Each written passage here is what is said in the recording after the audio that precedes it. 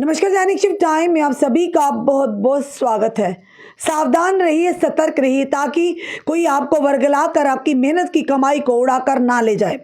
लगातार आप देख रहे हैं धोखाधड़ी के मामले सामने आ रहे हैं। साइबर फ्रॉड के चलते भी आम जनता को लूट खसूट की जा रही है और लोग उसके झांसे में भी आ जाते हैं। इसी तरह से बेरोजगारी को लेकर हर कोई युवा चाहता हमारी नौकरी लगे, उनके माता पिता भी चाहते हैं कि कई सरकारी नौकरी हो, पर सरकारी नौकरी हर कुछ नहीं है क्योंकि कई लोग इस झांसे में आकर अपनी मेहनत की कमाई को लुटवा देते हैं। ये बड़ी खबर जो आ रही है बताना चाहेंगे, यानी कि जम्मू कश्मीर क्राइम ब्रांच ने बुधवार को सांबा जिला में नौकरी के इच्छुक एक उम्मीदवार को धोखा देने के लिए सेना के मेजर के रूप में खुद को पेश करने वाले एक व्यक्ति के खिलाफ आरोप पत्र दायर किया, यानी कि चार्जशीट दायर की है। एजेंसियों के एक प्रवक्ता ने बताया कि गांव हीरानगर कठुआ निवासी आरोपी दीपक कुमार के खिलाफ अपराध शाखा यानी कि क्राइम ब्रांच जम्मू की आर्थिक अपराध शाखा द्वारा न्यायिक निर्धारण के लिए अदालत में 313 पेज का आरोप पत्र दायर किया गया, यानी कि 313 पेज की चार्जशीट पेश की गई। उन्होंने कहा कि सांबा के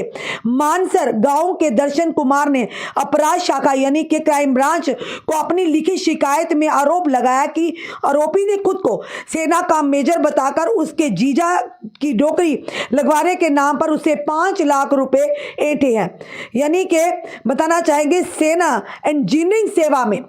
यानी उन्हें लगवाने का झांसा दिया था। प्रवक्ता ने कहा कि शिकायत प्राप्त होने पर प्रारंभिक सत्यापन किया गया, वेरिफिकेशन की गई और लगाए गए आरोप प्रथम दृष्टिया स्थापित हो गए, जिससे गहन जांच के लिए कानून की संबंधित धाराओं के तहत एक औपचारिक मामला दर्ज किया गया। जांच के दौरान बताना चाहेंगे, उन्होंने कहा कि शिकायतकर्ता और गवाहों के बयान दर्ज किए जाने के अलावा संबंधित हलकों से दस्तावेज रिकॉर्डों के रूप में सभी भौतिक साक्ष्य एकत्र किए गए। प्रवक्ता ने कहा आरोपी इस प्रकृति के अपराध को अंजाम देने के 2 और मामलों में भी शामिल है, यानी जो व्यक्ति खुद को अब हमारी सेना को भी बदनाम करने का प्रयास करते हैं,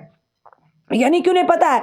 कि लोग जो हैं, देशवासी जो हैं, सेना पर भरपूर भरोसा करते हैं और सेना का सम्मान भी करते हैं। तो इन्हें सेना का सहारा लेकर यानी एक मेजर खुद को बताते हुए एक व्यक्ति ने एक परिवार से यानी कि नौकरी लगाने के झांसा देकर उनसे 5 लाख रुपया ऐंठे। जब क्राइम ब्रांच की तरफ ये केस गया तो क्राइम ब्रांच ने गहन जांच की और जांच में उस अपराधी के खिलाफ आज यानी कि चार्जशीट 313 पन्नों की चार्जशीट पेश की गई। ये कहीं ना कि हम अपनी जनता को जरूर कहेंगे कि आपके पास पहले भी हम कह चुके हैं, अब भी कह रहे हैं कि इस झांसे में मत आइए, क्योंकि आज का दौर यह है कि इतनी आसानी से नौकरियां नहीं मिलेंगी। वो पहले का दौर गया जब आप रसूखदारी के माध्यम से या ब्यूरोक्रेसी में आपकी जान पहचान होने से या नेताशाही के चलते आपकी अगर पहचान है तो आपको नौकरियां मिल जाती थी, बड़ी आसानी से आप ले जाते थे। अब ये दौर है, कहीं ना कहीं ये जरूर कहेंगे कि एलजी प्रशासन है और साथ ही साथ अब मोदी सरकार है जिन्होंने साफ तौर पर ये कहा है कि अगर आपको नौकरियां मिलेंगी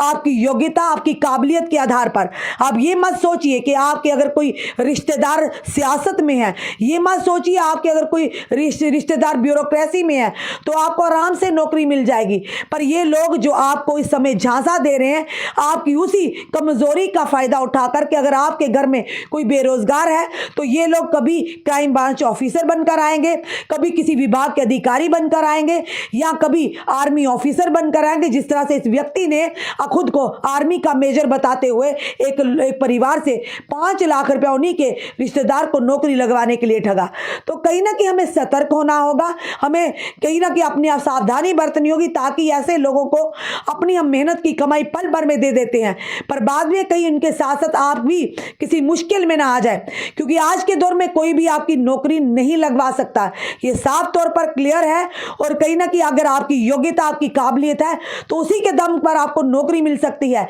कोई भी अगर आपको झांसा देता है, आपको ये कहता है कि मैं आपकी नौकरी लगवा दूंगा, चाहे वो किसी बेल्ट फोर्स में हो, चाहे वो किसी एडमिनिस्ट्रेशन जनरल एडमिनिस्ट्रेशन डिपार्टमेंट हो, एजुकेशन में हो, मेडिकल हो, किसी विभाग में भी हो, तो उनके झांसे में मत आइए, क्योंकि जब आप उनके झांसे में आएंगे तो उन लोगों के हौसले तो बढ़ेंगे पर उसी के साथ साथ आपकी मेहनत की कमाई भी कहीं ना कहीं चली जाएगी।